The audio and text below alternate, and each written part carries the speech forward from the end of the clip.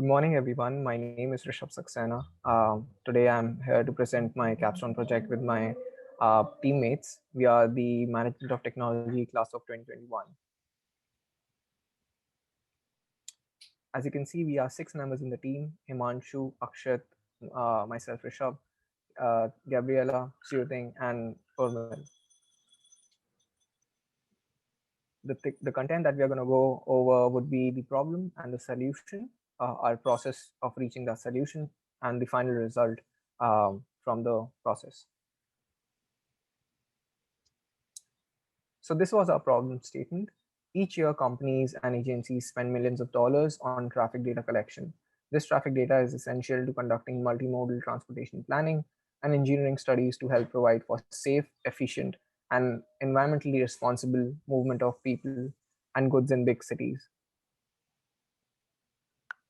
And the solution for the problem statement that we identified was computer vision.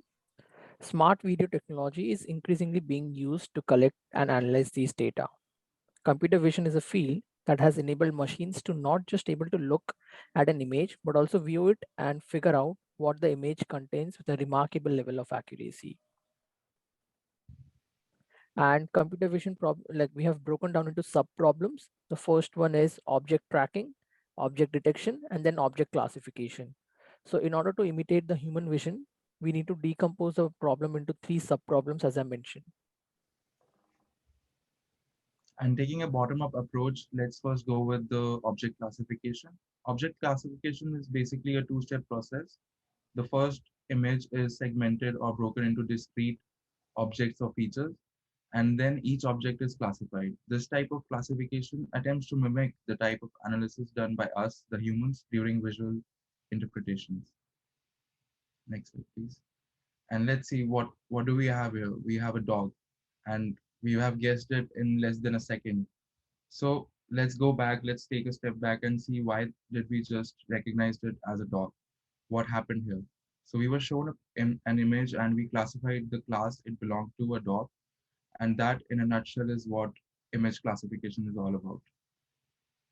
And now if we go about the object detection subproblem, so object detection is one of the classical problems in computer vision, where you work to recognize what and where specifically the objects are inside a given image, and also where they are in the image.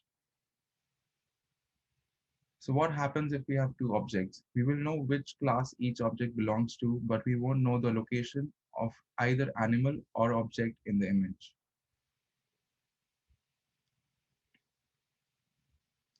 So object detection locates the presence of an object in an image and draws a bounding box around that object. This usually involves two processes: classifying an object's type and then drawing a box around that object. The object detection models that we used in this project were MaskRCNN and YOLO. Deep learning based object detection models typically have two parts: an encoder, which takes an image as input, extracts statistical features used to locate and label objects. Outputs from the encoder are then passed to a decoder, which predicts bounding boxes and labels for each object. So as we can see from the video here, MassRCNN produces two outputs for each region, a class label and a bounding box. So we have a bounding box around each car, and on the left corner we have the bounding label, which is car, and we then have the accuracy level right next to it.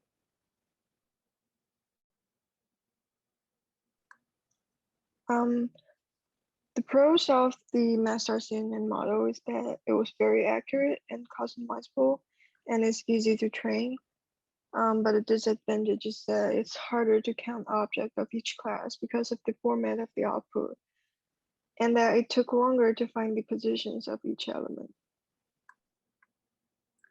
That's why we moved into YOLO.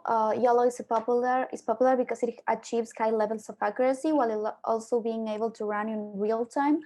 As the name suggested, the algorithm only looks once at the image. Its decoder is a regressor connected to the output of the encoder and predicts the location and size of each bounding box directly.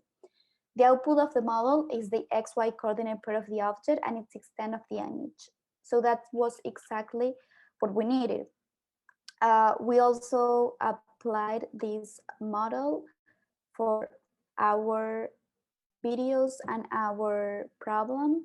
And as you can see, we have on the top left corner the counted objects of each class. We also did it on this video, and if it's changing, we get the bounding boxes, the counting, and the different level of accuracy. But the problem with all of these models are that they run on images, but what we had were videos. So we needed to break those videos into a set of frames. And as you can see here, the problem arises when you need to count different objects, and different objects in different frames could be the same object in a video. For example, the bunny that you see is the same throughout all the frames and it doesn't change. But if you count a bunny in each of the frames, you will have more bunnies than are actually there in the video. So that's when video tracking comes into play. So video tracking is a process of locating a moving object over time in a video and even being able to track it over each different frame. Our approach to that problem was to create an algorithm that was based into the Euclidean distance. So we first compute the centroids. Our algorithm accepts bounding boxes that could be outputted by any of the model object recognition models that we talked before. We receive those bounding boxes and calculate the centroids for each one of them to locate the exact position of the object. And then we calculate the Euclidean distance. So for every subsequent frame, in our video, we apply step one, we compute centroids, and then instead of assigning a new object ID to each one of these centroids, which would totally defeat the purpose of an object tracker, we compare the existing centroids with the new ones and calculate the Euclidean distance. So let's say that the new ones are the yellow and the existing ones are the purple, and the Euclidean distance is are the green arrows. And if the Euclidean distance minimized the distance between the objects, then we assume that they were the same object's ID and we just updated coordinates. And if not, we register the new coordinates of the objects. So as you can see before, we had two existing objects that we could associate with new ones, but we had to register a new one, which is the one with the question marks. And finally, we end up having only 3 objects.